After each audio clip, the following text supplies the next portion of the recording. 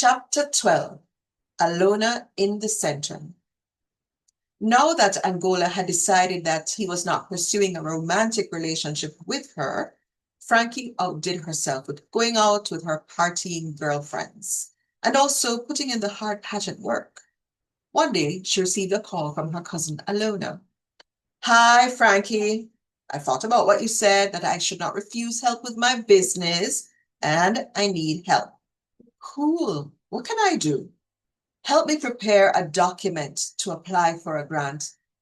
That's right up my street. Sure. Do I need to come down or can we do it by teleconference? Grateful if you could come down for 2 days, but I know you have the pageant to focus on. I can squeeze in a day, sure. They made plans, and Frankie arrived at the Mandeville house the following morning with the driver to return to pick her up for Kingston the day after.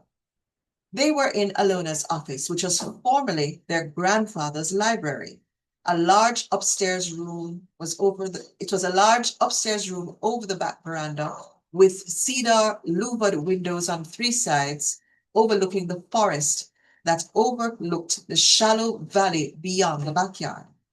Alona had no idea about the rudiments of preparing documents for business grants, and frankly quickly saw that Alona also needed help in getting her accounting system up to standard.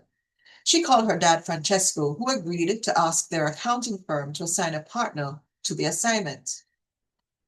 The young ladies also read the grant documents, and Frankie noted that what was required and the best way to present the information. Have you thought of a name for your business yet, Alona? Yes, I did.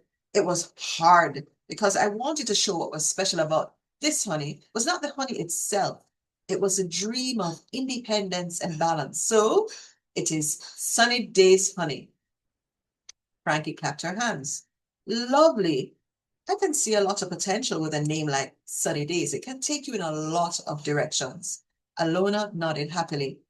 I had been wondering where to place additional apiaries, and it was Angola who pointed out to me that that side of the gully gets sun most of the day. Alona stopped suddenly. She had not meant to bring up Angola's name, but now that it had been called, she decided to brave it and to discuss the matter as far as Frankie would lead. Go on, Alona. You were saying how you came up with the name Sunny Days for your business? I know about the breakup. He told me. And I'm glad it's not keeping you down. But you're someone who can always get up and, get going. How can there be a breakup when we were never a couple? Alona wanted to reassure her cousin that the feelings that Frankie had for Angola were mutual. But she knew that she also had to be sensitive in what she said while bringing her cousin gently into the facts of the matter. You were a couple. I guess it had to go the way that it has. What are you even talking about? It had to go the way that it has. He's not being upfront with me, and neither are you. Alona was embarrassed. Angola was her trusted friend, and Frankie was her dear cousin. She saw the difficulties from both sides.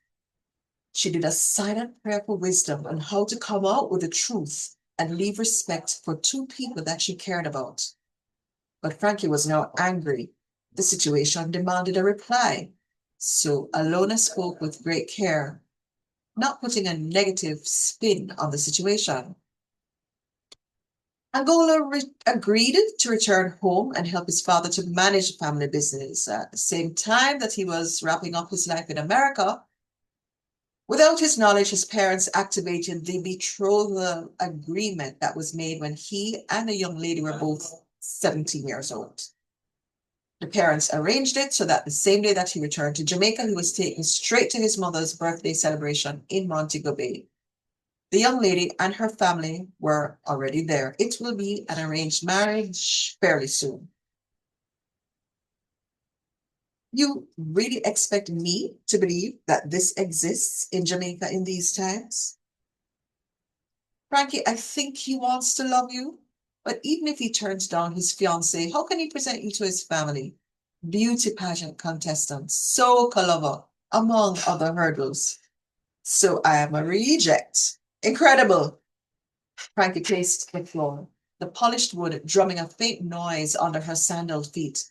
Anyway, what would I want with a man who can't stand up to his family? Alona said, what is he standing up for? They love their son too much to match him with someone with whom he could not have a happy life. Uncle Franco and Auntie Danielle, they knew about this, and they were worried, but decided to let it play out because you're both big people. I'm sorry it did not work out, Frankie. Frankie put her hands in her face, and she cried. Alona reached out and held her shoulders, and Frankie said, why couldn't he fight for me?